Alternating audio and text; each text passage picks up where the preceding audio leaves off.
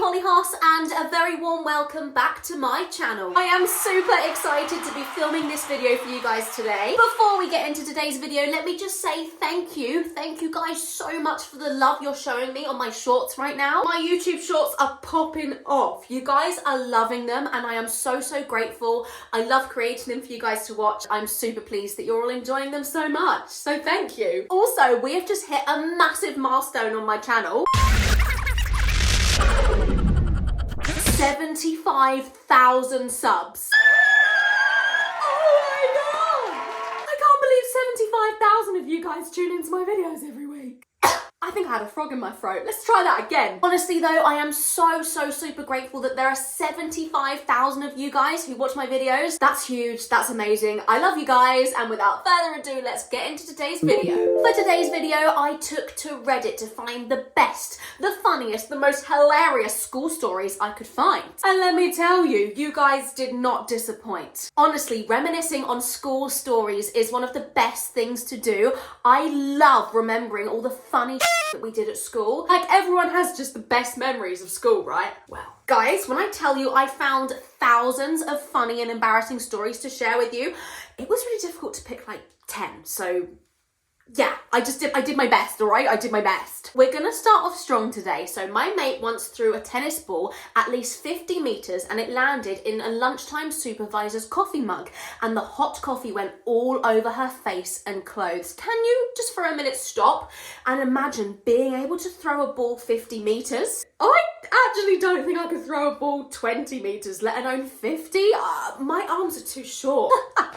I'm just too short and little to throw a ball more than 20 meters, so this story to me is already very impressive. This particular victim, in brackets teacher, had a reputation of being a bit of a so funnily enough, reported our whole friendship group for planning an attack. Planning an attack. This sounds a little bit too serious for the school playground, do you know what I mean? This sounds like war. This literally sounds like what we learn about in history, do you know what I mean? Honestly, if my mate could throw a tennis ball directly into a mug from at least 50 meters away on purpose, I'm pretty sure he would now be an Olympian. Yes, my thoughts exactly. I just don't understand how the teacher thought that that was planned, a planned attack, as they said. Who is able to aim a ball 50 meters away to land in a coffee mug, which is like that big? Like, that's super impressive. If that was planned, as this guy says, he would be like a millionaire from being able to throw a ball so far and accurately. I just hope the teacher wasn't wearing all white because coffee stains and white clothing, that is a nightmare. This story isn't funny, but it's priceless. Instantly I'm interested, I need to know what happens. For years I had an awful teacher who put me down, telling me I would fail. In brackets, only teacher who ever did this. What's that telling you? That's telling you that this teacher is a... Honestly though, keeping it real, I hate it. I absolutely hate it when teachers bring students down. In fact, I hate it in real life. If someone brings you down and tells you you can't do something, you 100% can. If someone's trying to talk down to me and tell me that I can't do something and I'm gonna fail, I'm not gonna amount to anything, you best believe I am going to succeed. I'm going to prove that person wrong 10 times over. I cannot stand people who drag people down. It's literally the worst thing ever in adult life, let alone in school, when you literally trust your teachers and like them. Anyway, when I got my GCSE results, I could rub my A grade in her face and it was just hilarious to me. Yes! That is the exact way I hoped this story would go. That sweet moment when you can literally say, I did it, I succeeded, you were wrong, so shut up. They go on to say, getting a hug from one of my other teachers who told me how proud they were of me in front of her was just amazing. There it is. There it is. When I was in middle school, I was trying to open a packet of ketchup during lunch. Stop right there. Do you guys know what I mean by those little packets of ketchup?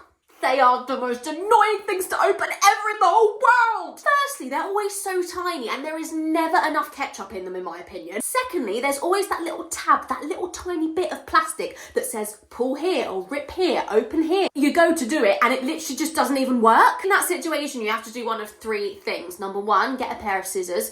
Number two, use your teeth. Or number three, just ask an adult. I normally try and rip it with my teeth and then that doesn't work and then it's like all salivary and it just goes wrong. I kept twisting the packet since I wasn't able to tear it open. The pressure caused the ketchup to spurt out across the lunch hall and onto the back of some kid's white shirt. No! I genuinely do not know what I would do in that situation. Like, it was bad enough earlier, the coffee going on the teacher, but the ketchup going on your friend? Unfortunately, I didn't speak to this kid or know him at all, and definitely didn't have the guts to tell him I had launched ketchup all over the back of his shirt. I was so embarrassed, but my friends couldn't stop laughing. I just fully know that my friends would have laughed in that situation as well. I would have wanted to die right there and then. Yeah, let's just tap out, tap out, tap out. Honestly, I bet that ketchup was going to be dipped in the nicest chips. Wait, do you guys have chips at school? I don't remember having chips at school. The food I do remember from school was two things, which I loved so much. Who remembers these? Number one, Pasta King. Pasta King was the best lunch ever. I would literally give my left kidney to be able to have another Pasta King. Does Pasta King even still exist? You tell me, you tell me. Number two, pizza wraps. Pizza wraps was so good. It was literally just, I could probably make them at home. I could literally probably make them in my kitchen downstairs, but I bet your bottom dollar it wouldn't taste as good. I am now extremely hungry. I might need to take a break from filming to go and eat. So yeah, see you guys in a bit. Okay.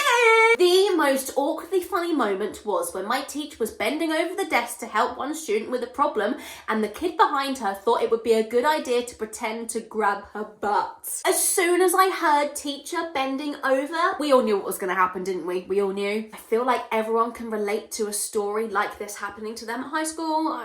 Yeah, I remember a few. Not involving me though. No, I was just watching. I was just in the class. At that moment, she adjusted her stance and ended up leaning back into his outstretched arms. Ugh. I feel like I'm just like cringing my way through this story. It's horrible. It's so horrible. I feel like this always happened in a science class. I don't know what it is. In science, something like this always happened in my school. Do you agree? Let me know in the comments. Both the student and the teacher froze for a moment, only for the teacher to slowly stand up and walk back to the desk. Can you imagine the silence in the room? You would literally have been able to hear a pin drop or a Bunsen burner switch on if you're in a science classroom. No, but can you imagine that walk? It would literally be the most awkward thing in the whole entire world. The teacher would probably have been going bright red and the students would have been like, oh my God, I can't believe this has happened. The whole class stared at the student who still had his hands out in front of him. Put them back. Return the hands to the body. Don't leave them out. That makes it worse. Of course, everyone burst out laughing. The teacher and the student never uttered a word about it for the rest of the school year. I absolutely adore the fact that the student and the teacher never said a word about what happened. It was like unspoken. It was during the classic playing field football kick around at lunch break. Jumpers for goalposts. Guys, I literally never played football at school ever. That's actually a bit of a lie. I did play football when I was in year 7. I played girls football and I played for 2 or 3 weeks and I hated it so much. I couldn't run fast enough. I couldn't kick the ball accurately. I was just so bad at it, but I love watching football, but I can't play it at all. For some reason, the top tier footballers we saw on TV had taken to blowing snot out of their nose by pushing one nostril closed, then exhaling powerfully through the other nostril. Instantly, that's disgusting. My eyes are watering, guys. Can you see my eyes? That literally sounds disgusting. But I can so remember the boys in my year playing football at lunchtime and blowing snot through their nose intentionally is definitely something they would have done. Of course, these footballers being our idols, we copied. Oh God, where is this going? One day during a lunchtime match, my friend thought he would join the cool kids by doing the snot blow thing. Unfortunately, he got it badly wrong and half-assed exhaled combined with some bad luck with a change in the wind direction, plastered his face with snot. I don't want to read on, this sounds disgusting. It was in his eyes and everything. He looked like he had just made out with Slimer.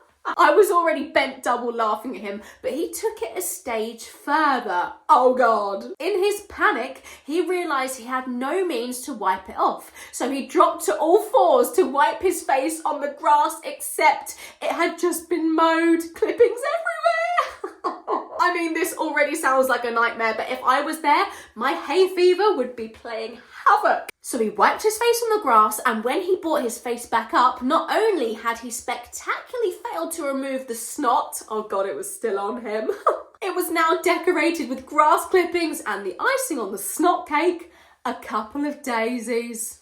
Oh god, this is actually so rank. I'm sorry, but this is one of those things where this guy would never be able to live this down. He would always be known as the snot guy. And like, I do feel sorry for him, but also keep a tissue in your pocket, mate. Do you know what I mean? And there we have it, guys. Those are your funny and embarrassing stories from school. I loved reading those for you guys, even if there were one or two which were absolutely vile. I hope you enjoyed today's video, guys. If you did, make sure you smash a like, subscribe to my channel, and hit that notification bell so you never miss a Hollyhoss video ever again. I'll be back next week, same time, same place, with another fun video. Let me know what you want to see. Comment down below. What do you want from me, guys? You need to let me know. What do you want? What do you want? Take care, everyone. Have a lovely week, and I'll see you next Sunday. Bye.